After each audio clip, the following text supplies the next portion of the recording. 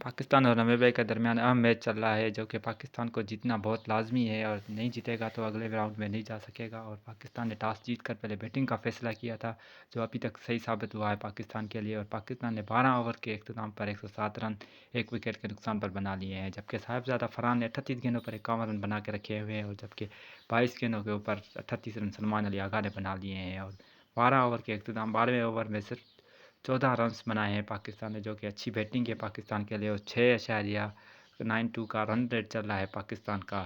اگر یہ رن ریٹ پاکستان کا اور تھوڑا اوپر جائے گا تو پاکستان یہ میچ جیتنے میں بہت آسانی ہوگی، اور پاکستان یہ میچ جیت کر اگلے راؤنڈ کے لیے کوالیفائی کر لے گا۔ اور جو ویڈیو اچھی لگے تو میرے یوٹیوب چینل کو سبسکرائب کریں اور لائک کریں، کمنٹ کریں۔ پاکستان نے یہ میچ جیتنے کے لیے پاکستان کو کم از کم 180 رنز کا ٹارگیٹ دینا چاہیے نمیبیا کو۔ جیت جائے گا میچ۔